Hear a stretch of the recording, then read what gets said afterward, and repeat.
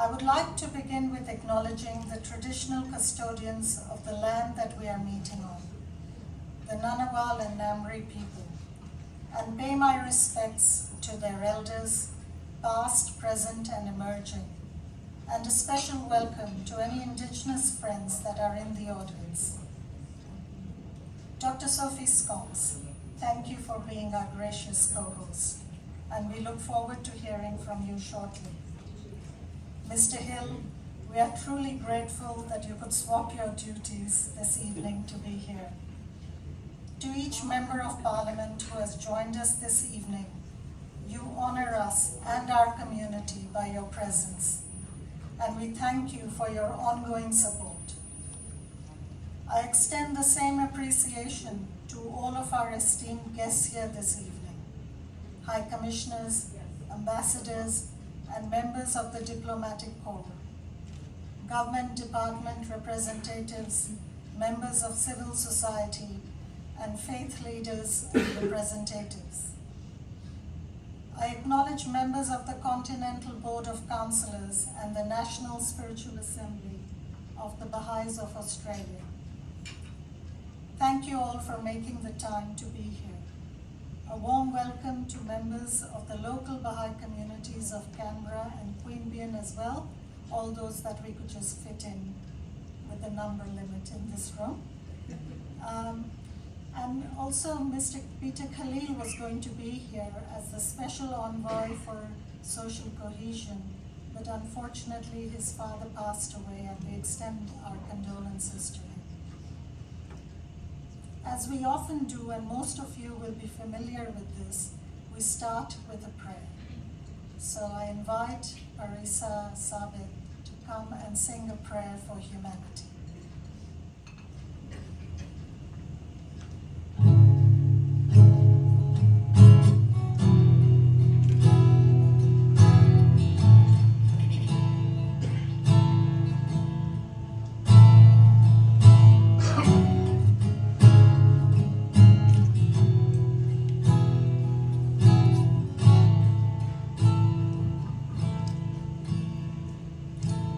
Oh, how kind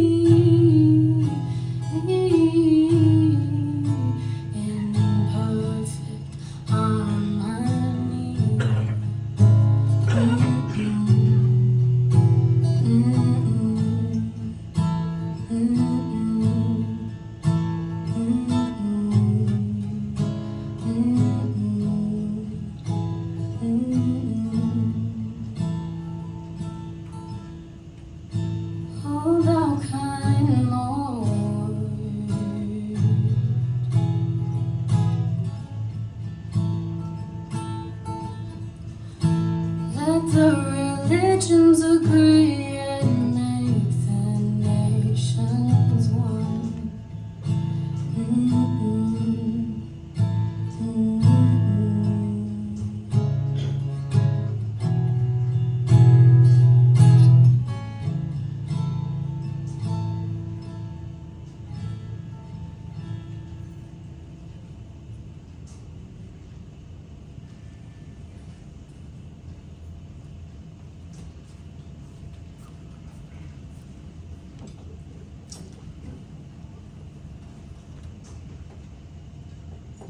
That really set the tone for this evening beautifully. This reception also marks the anniversary of the birth of Baha'u'llah, the founder of the Baha'i Faith. This occasion was celebrated last weekend across the length and breadth of Australia by communities large and small, who welcomed everyone joyously to their festivities. Baha'u'llah spoke of the oneness of humanity. This is significant and relates to the theme of our reception today, weaving together diverse perspectives to create unity and harmony.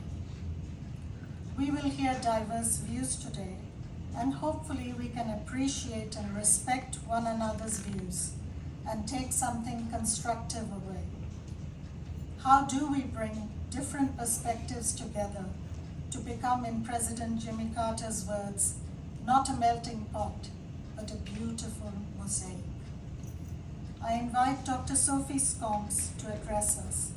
Dr. Scamps is the member for McKellar, which is the home of the Baha'i House of Worship, one of only 7 continental Baha'i houses of worship and a significant landmark in Sydney. Dr. Scamps has a background in athletics and medicine and is someone who is very involved at the grassroots in her electorate. In the kitchen table conversations in McKellar, no doubt you have heard many, many views put forward. Thank you for sharing some reflections this evening.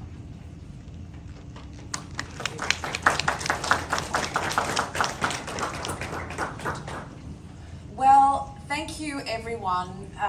It is an absolute pleasure and an honour to be welcoming you here to the Australian Parliament House, and also welcome everyone from the Baha'i Faith, and also welcome everyone, other leaders and members of other faiths here today.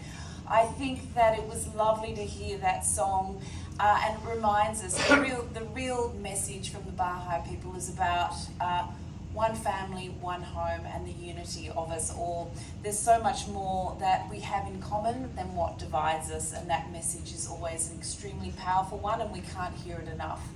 I would also like to acknowledge and pay my respects to the traditional custodians of this land and thank them for caring for this country and these waterways since time immemorial. I do feel extremely proud that we have the Baha'i temple in the seat of McKellar. It is something that the people of McKellar are extremely proud of. It sits as a beacon on the hill for all of us, and I think what it represents is, in that oneness of humanity, is a constant reminder to us all, and also the importance of community. The temple is in Ingleside and it was opened in 1961. And as I said, is a symbol of that oneness of humanity. It is a place of worship open to people of all beliefs.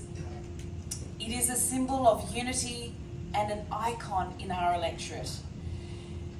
It is a beautiful reflection of the gentle but strong tenets of the Baha'i Faith, one that is committed to social cohesion and harmony. It is a very much valued part of our community, and as a contributor to the broader Australian community as well. And I feel that one of the most compelling and I think the most compelling and beautiful parts of the Baha'i Faith is the focus on community and building vibrant communities and service to community. The Baha'is believe a vibrant community is one in which spiritual and material progress of all members is considered. and where everyone feels a sense of belonging and purpose. What a beautiful message. The Australian Baha'i are committed to cultivating these vibrant communities by developing capacities for service and fostering true friendships with all people, founded on mutual support and cooperation. These messages never go out of date, and perhaps now more than ever are incredibly important. In a world that increasingly champions the individual, the Baha'i Faith and Temple is a bright reminder, an example of the importance and strength of our communities and what we can do when we work together towards a common goal. What a beautiful way to approach life. And I'm so proud to be here tonight as part of this evening and to be hosting you here as well. I warmly welcome you to Australian Parliament House, and I warmly welcome everyone from all faiths here tonight. Tonight is another example of bringing people together to build communities and how we can work together. There is far more that brings us together than divides us. It is now my pleasure to introduce the next speaker, the newly appointed Assistant Minister for Citizenship and Multicultural Affairs, the Member for Bruce, Julian Hill. And thank you again for having me here, and welcome. Look, can I acknowledge Sophie, Keith Wallahan? I've seen quite a number of parliamentary colleagues come and go in the business of the day. Can I welcome and acknowledge the leaders of the Baha'i Faith and community from across Australia, but particularly from the ACT, and of course ambassadors, high commissioners and other members of the diplomatic corps and other faiths. Welcome on behalf of the Australian Government here to Parliament House, the heart of our democracy, where we are diverse and we don't always agree, but I do say to people in the community who say, well, why do you fight all the time? My description of it, for what it's worth, is politics is like the iceberg. 90% of it is dark, cold, quite lonely, boring, and no one sees it or puts it on television or social media. The bright, shiny bit is the small bit above the water where the conflict happens, and we do actually get on and agree far more than you might think. The theme for the gathering, weaving together diverse perspectives to create unity and harmony, as Sophie touched on, I'd argue is more important than ever in our nation, but also across the world. We see conflicts raging globally on just about every continent, and they impact daily life here in Australia. We're a globally connected society. No more so, of course, for many people in this room than the horrific situation in the Middle East, and I particularly acknowledge the many Iranian Australians worried about family, friends and loved ones. And also I saw the Ambassador for Israel here and acknowledge that the global Baha'i headquarters is located currently in Haifa in Israel. Social cohesion though in Australia, thinking about diverse perspectives, is under strain. That's the truth of it. Like in much of the democratic or developed world. And there's many causes for that. We could debate the causes, they're contested. There's no single source of truth. They include economic stresses post-COVID, rising inequality, I would argue, and the Baha'i principle of eliminating extreme poverty and wealth and eliminating prejudice, I think, contributes to social cohesion. There's also social media, misinformation, disinformation and so on. And I really just want to acknowledge the expressed interest of the Baha'i community in Australia through your National Council Secretariat in contributing to the government's work on social cohesion, on strengthening our social cohesion. Social cohesion is not an end state. It's inherent in the word cohesion, to cohere, to come together. It's a process, and it works when we work at it, and it takes all voices and all parts of the community to contribute to that. At times I think we need to rediscover the art of disagreeing agreeably.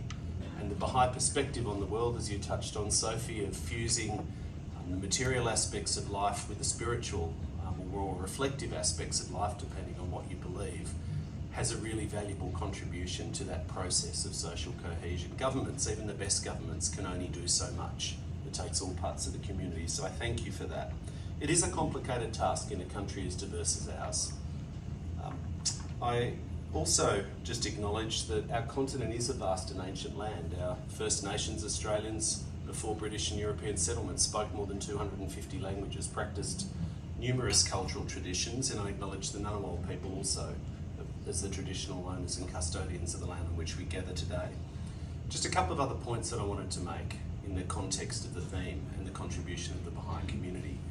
Just being diverse, whether that's ethnically diverse or religiously diverse or linguistically diverse, doesn't make us a successful multicultural society. We can all think of countries on the planet, unfortunately, that are incredibly diverse but are not successful societies. In my view, success requires three things. It requires deliberate intent and government policy and commitment. It requires targeted investments, often particularly to help new people settle into the country and set up life here, but often ongoing investments, as I said, in building that social cohesion, that process that needs to be recreated, particularly when external factors or deliberate factors, deliberate division buffet it. But it also requires leadership, political leadership, faith leadership, and community leadership.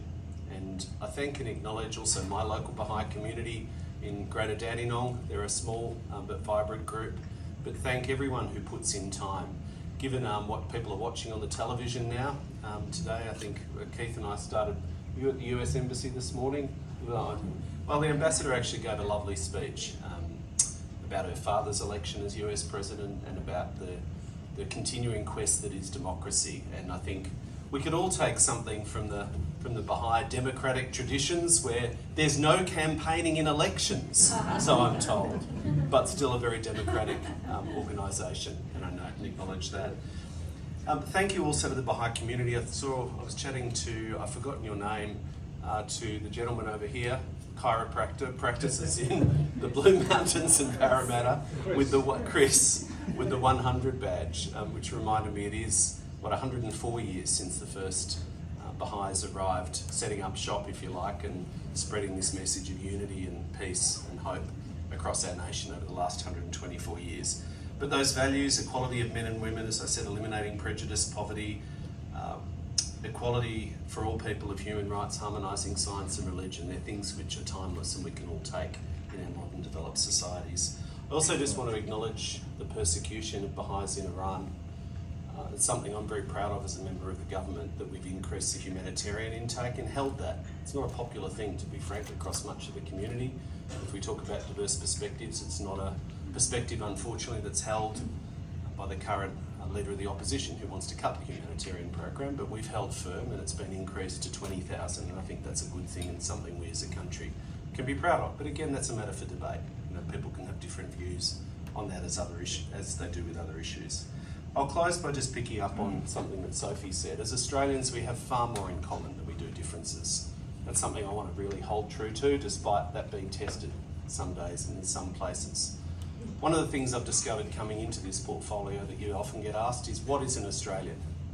And to me, the answer is simple. An Australian is anyone who's committed to our country and to that principle of mutual respect for their fellow Australians. So thank you to the Baha'i community for living your values, for sharing your faith with the rest of the community, and for doing that in a way which I think helps bring our country together, true to those principles. Thank you very much.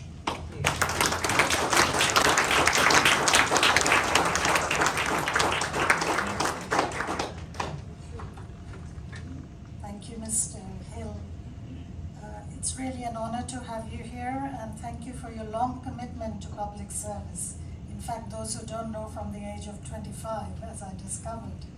So, which was very long time. It is now my pleasure to invite Dr. Natalie Mobini-Kesheh, who is the Secretary of the National Spiritual Assembly, our national governing body, and she will share insights with the lens of our national institution. Dr. Mobini has a doctorate in Indonesian history and is a huge support for us at the Office of External Affairs, having served on this agency prior to her current role. Natalie, please. Thank you, Shephalie, and thank you so much, Assistant Minister Hill and Dr Scamps, for your very generous remarks and your presence tonight. I also take this opportunity to welcome other members of Parliament who've joined us since the opening remarks. Yes, I do have the honour of speaking on behalf of the National Spiritual Assembly of the Baha'is of Australia, the elected national governing body.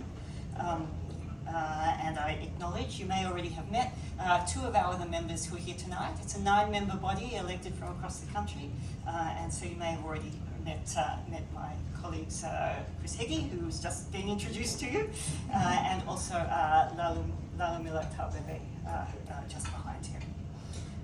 So the Assembly really is entrusted by the community to consult together and to identify solutions based on the diverse perspectives we bring, as well as the way in which we draw on the Baha'i scriptures and teachings. And we meet together often in the grounds of the House of Worship, where as the Secretary I have the privilege to live and to work. I'll just share a few remarks. I kind of feel like much of my work has already been done, in fact, by the previous two speakers. But just to share, I guess, from the perspective of the Baha'i community on this theme, and noting that we do have, the Baha'i community is often so widely and thinly spread across all of Australia. So as our national governing body, we hear from many parts of the country, from individuals, families and communities experiencing challenges and seeking ways forward. And for our contribution in this space, I wanted to just note two of the spiritual principles that do lie at the heart of the Baha'i community's perspective on building social cohesion. And one has already been noted, the principle of the oneness of humanity, which for us is just a core spiritual principle. And accepting that our primary identity consists in belonging to a single human family is something that doesn't diminish our national and cultural identities, but places them in their proper perspective. And minimises the destructive implications that they can have when taken to extremes such as racism or defining oneself in opposition to others and other forms of overt and subtle discrimination. And the second principle I wanted to touch on is unity in diversity, which is so central to strengthening social cohesion and protecting diverse expressions of culture while also calling for the enthusiastic embrace of all. And we really believe that it's by drawing on the widest array of talents and capacities that we're able to weave together the many cultural strands into a wholly new pattern of community life, which is something that we're creating in this country, in our communities, and really at all levels. At the same time, as we note that Australia has much to offer the world around what we're learning in social cohesion, we also recognise that there are barriers to achieving our full potential as a nation, and one that we currently observe is polarised views being expressed and the way in which we speak so much in echo chambers, I guess. And I think the Assistant Minister also sort of alluded to some of those challenges and their consequences. So what we see is a great need to learn to bring people together for genuine dialogue within, but particularly across our diverse groups and communities, with that spirit of trust and openness to learning from others in spaces where all voices are listened to with respect and consensus can be built around truth and its sources. Something so greatly needed at all levels, from personal and family to communities, institutions, and on the national stage. We certainly, as a community, work actively to try and create those spaces in many different settings. And many people here tonight are also engaged in that work, and we see you all as partners in that process of collaborating and building communities that offer hope in place of despair and unity in place of conflict. So just in leaving you with those few thoughts, we look forward to constructive and fruitful conversations tonight, but all the more so over the course of the coming year as we work together with you. So it's my pleasure to introduce the final element in our formal program. As you've already seen, I think, in the Baha'i Faith, music is described as a ladder for the soul, and the arts obviously play a key role in drawing people together. And our last performers will share a song that, in fact, they draw on in their own community building activities in the Karabar neighbourhood just across the border in Queanbeyan. And so please welcome Tahir, Sarah and Parisa for our final song.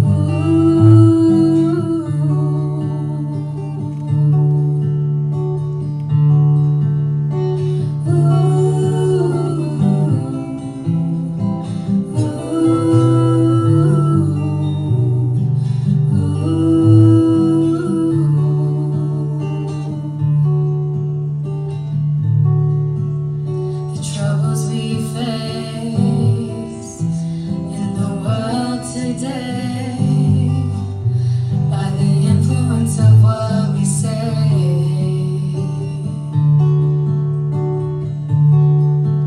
By the word of God, we can change our ways and live as one human race.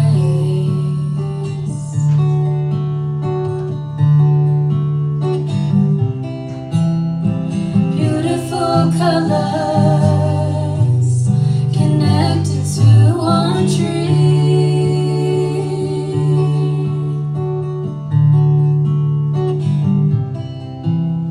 As one big ocean flowing majestically. There will be no pain if we just work together, if we just serve together as one. Unity will be found if we just work together, if we just serve together as one. From all of this, we can strengthen the families, we can merge all the nations, we can change the world. From all of this, we can form 1,000 friendships, all because of His guidance. We can change the world. There will be no pain if we just work together, if we just serve together as one. Unity will be found if we just work together, if we just serve together as one.